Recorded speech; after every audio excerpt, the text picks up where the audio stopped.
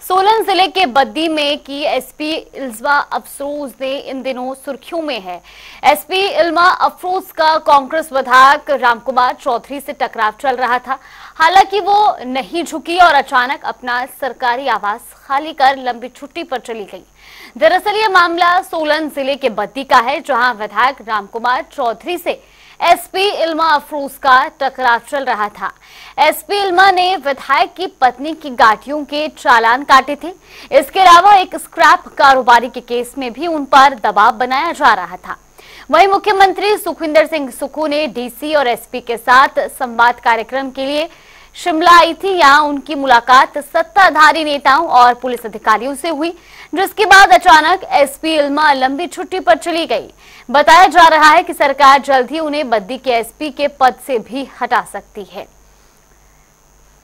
तो मैं माननीय मुख्यमंत्री से कहना चाहूंगा कि आप ऐसे ईमानदार अधिकारियों को अगर ऐसे ट्रांसफर करेंगे किसी नेता के कहने पे, तो उन अधिकारियों का मनोबल टूटता है। वो अफसर फिर कोई अच्छा काम नहीं कर सकते, वो जो नकेल नहीं कर सकते। ऐसे जो अवैध खनन करने वाले लोग होते हैं या अवैध जो नशा माफिया होते हैं, उनके खिलाफ वो लोगों का, उन अधिकारियों का, उन अफसरों का मनोबल टूटता है। तो मेरा माननीय मुख्यमंत्री से निवेदन है कि आप इस पे गौर करें। ऐसे ईमानदार अधिकारी को बेइज्जत करके यहां से भेजना वो लोगों के लिए भी अच्छा नहीं है और अधिकारियों के लिए भी अच्छा नहीं है। तो इसलिए मेरा निवेदन है कि इस पे दोबारा गौर करें, जो यहां से इल्मा अफरोज जी को ट्रांसफर किया गया है।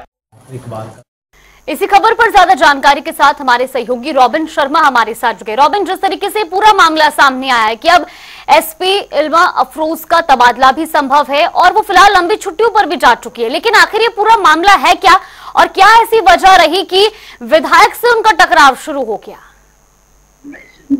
देखिए जागृति, इस पूरे मामले को सिलसिलेवार तरीके से समझने की जरूरत है। इसी वर्ष 27 फरवरी को इल्मा जो है उनको एसपी बद्दी के तौर पर वहां पर नियुक्ति दी गई थी। इससे पहले वो एसडीआरएफ में बतौर अपनी सेवाएं दे रही थी और 2000 पिछले साल जो यहाँ बड़ी आपदा हिमाचल प्रदेश में आई, खास तौर पर यहाँ शिमला के शिव बावड़ी में, वहां पर भी उन्होंने अपनी महत्वपूर्ण भूमिका निभाई थी। इसके बाद उन्हें इस साल ही यहाँ पर बद्दी ट्रांसफर किया गया था और वहां पर उन्हें एसपी की जिम्मेदारी दी गई थी। लेकिन तभी से उनके जो स्थानीय विधायक है उनके बीच टकराव की खबरें सामने आई थी। इससे पहले के विधानसभा सेशन के दौरान वहां के स्थानीय विधायक ने एसपी के खिलाफ प्रिविलेज मोशन भी लाया था और उन्हें ट्रांसफर करने की कवायद भी चली। हालांकि इस बीच यहाँ एक यौन शोषण का मामला सामने आया, जिस पर जिम्मेदारी जो है हाईकोर्ट ने यहाँ की एसपी को सौंपी और अब उनका ट्रांसफर अभी फिलहाल नहीं हो सकता। ऐसे में उनका ट्रांसफर होल्ड पर है और उन्हें अपनी स्टेटस रिपोर्ट इस पूरे मामले पर अभी अदालत में देनी है। लेकिन इसी बीच क्योंकि उनके बीच टकराव की खबरें लगातार बढ़ती जा रही थी, सूत्र बताते हैं कि जो वहां के स्थानीय विधायक है उनकी धर्मपत्नी के कुछ टिप्पर थे जिनका चालान एसपी ने किया। इसके अलावा एक स्क्रैप कारोबारी है, उस पर भी यहाँ पर चालान एसपी की ओर से किया गया। बताया यह भी जा रहा है कि जो स्क्रैप कारोबारी है ये भी वहां के स्थानीय विधायक का करीबी है। ऐसे में ये जो टकराव की स्थिति है और बढ़ती हुई नजर आई।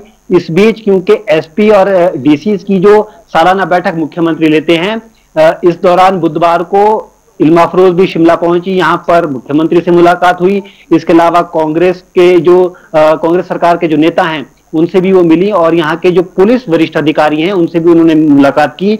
हालांकि जाते हुए बुधवार की देर शाम ही उन्होंने जो अपना सरकारी आवास है वो खाली कर दिया और क्योंकि मूल रूप से इल्मा उत्तर प्रदेश के मुरादाबाद की रहने वाली हैं तो वो वहां चले गई और बताया जा रहा है कि 15 दिन की छुट्टी पर फिलहाल वो हैं और आनंद फानन में बुधवार की शाम को ही वो वहां से निकल गई थी। हालांकि इस पर जो पुलिस की ओर से कहा जा रहा है कि उनकी मां की तबीयत ठीक नहीं थी इसलिए वो वहां चले गई। लेकिन अभी पूरा मामला क्योंकि जो वहां के स्थानीय विधायक हैं और एसपी हैं उनके बीच के टकराव का ये जो सिलसिला ये पुराना है। इस वर्ष जब 27 फरवरी को उनको वहां पर एसपी की नियुक्ति दी गई थी, उसके बाद से लगातार ये जो टकराव की खबरें हैं ये लगातार गाहे बगाहे सामने आती रही हैं। अब देखना ये होगा क्योंकि अभी 15 दिन की छुट्टी पर फिलहाल वो हैं। अब छुट्टी के बाद जब वो वापस आती हैं तो किस तरह से उनका तबादला हो पाएगा, क्योंकि तबादला अगर होता है तो इस पर भी हाईकोर्ट का अभी फिलहाल स्टे है। वो इस कारण है क्योंकि वहां पर एक पहले ही मामला चल रहा है और जिस पर स्टेटस रिपोर्ट जो है उन्हें हाईकोर्ट में देनी है। तो कहीं ना कहीं ये जो पूरा मामला है पेचीदा नजर आ रहा है। अब ये देखना होगा कि खास तौर पर इस पर बीजेपी ने भी अपनी तरफ से राजनीति शुरू कर दी है। खास तौर पर इसे राजनीतिक मुद्दा बनाया जा रहा है और सरकार को घेरने का प्रयास हो रहा है। स्थानीय विधायक के खिलाफ आरोप लग रहे हैं कि वो एसपी को धमका रहे हैं। तो इस तरफ तमाम चीजों की ये जो मामला है ये निकलकर सामने आता हुआ नजर आ रहा है और खासतौर पर बीजेपी भी इस पूरे मुद्दे को भुनाने की कोशिश कर रही है। जी जागृति। बिल्कुल रॉबिन, एक तरफ जहां पक्ष विपक्ष इस पूरे मामले पर राजनीति जरूर कर रहा है, लेकिन कहीं ना कहीं सवाल इसलिए भी बड़ा उठ जाता है क्योंकि अगर उन्होंने बतौर एक एसपी किसी के चालान काटे हैं तो कोई भी नियमों का उल्लंघन करेगा, उनके चालान काटे जाएंगे, उन पर कार्यवाही की जाएगी।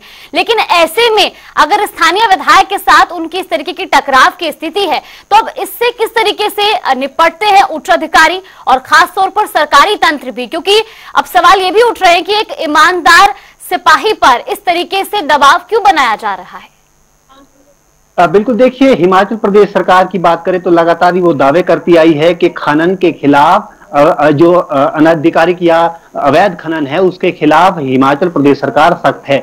इसको लेकर आपको याद होगा कि बीते कुछ समय पहले जो उद्योग मंत्री हैं हर्षवर्धन चौहान, उनकी ओर से भी एक बयान सामने आया था जिसमें उन्होंने कहा था कि खास तौर पर हिमाचल के जो बॉर्डर वाले इलाके हैं या खास तौर पर इसके अलावा जो औद्योगिक क्षेत्र है वहां पर मुख्यमंत्री के सख्त आदेश हैं कि कोई भी व्यक्ति हो, वो चाहे सरकार से जुड़ा व्यक्ति हो या आला अधिकारी हो या फिर बड़े कोई रईस व्यक्ति हो, रसूखदार आदमी हो, किसी भी व्यक्ति का जो अवैध तरीके से अगर कोई खनन करता है तो उसके चालान किए जाएंगे।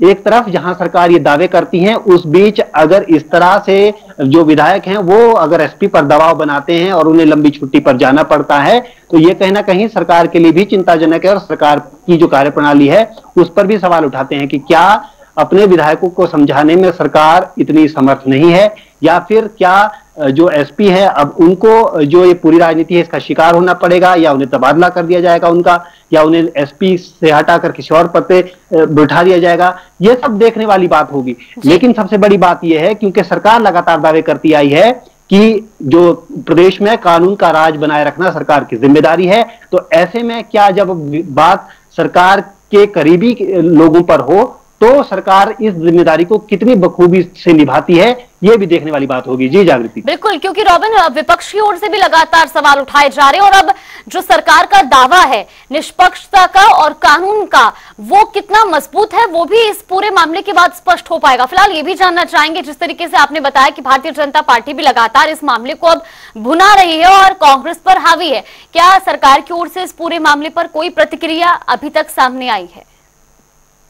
जी देखिए, बिल्कुल, अभी इस पूरे मामले पर बात करें तो भाजपा की ओर से जो वहां के पूर्व विधायक हैं परमजीत सिंह पम्मी, उन्होंने अपना वक्तव्य सामने रखा है और उन्होंने गंभीर आरोप जो है वहां के स्थानीय कांग्रेस के विधायक जो वर्तमान में है उन पर लगाए हैं। तो ऐसे में अब देखना होगा, क्योंकि हालांकि सरकार की ओर से या कांग्रेस पक्ष की ओर से किसी की भी प्रतिक्रिया अभी तक सामने नहीं आई है।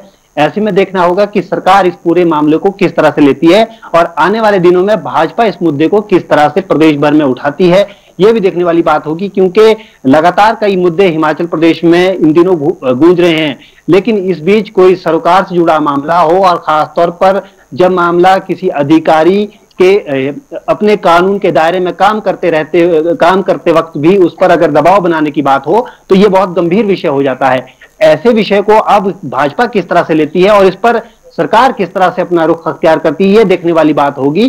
क्योंकि सरकार के अपने करीबी लोगों पर उंगलियां इस पूरे मामले में उठ रही है, तो ऐसे में सरकार के लिए बड़ी चुनौती भी है और एक मौका भी अपने आप को उस कथन को साबित करने की जिसमें सरकार कहती है कि प्रदेश में कानून का राज बनाए रखना सरकार की जिम्मेदारी है। जी बिल्कुल रॉबिन, फिलहाल के लिए आपका बहुत बहुत धन्यवाद हमारे साथ जुड़ने के लिए और इस पूरे विषय पर जानकारी देने के लिए। तो हिमाचल की लेडी एसपी इल्मा पर फिलहाल कई तरीके के दबाव की जानकारी सामने आ रही। दरअसल एक तरफ जहां टकराव की स्थिति स्थानीय विधायक के साथ बनी हुई है, लेकिन अब इसी बीच विपक्ष की ओर से भी कई सवाल उठाए जा रहे हैं और विपक्ष का कहना है कि एक ईमानदार अधिकारी पर इस तरीके से दबाव बनाया जा रहा है। हालांकि इस पूरे मामले को लेकर के अब किस तरीके से सरकार इस पूरे मामले पर कार्रवाई करती है और खास तौर पर इल्मा अफरोज पर आगे किस तरीके से इस पूरे मामले पर संज्ञान लिया जाता है, ये फिलहाल देखना।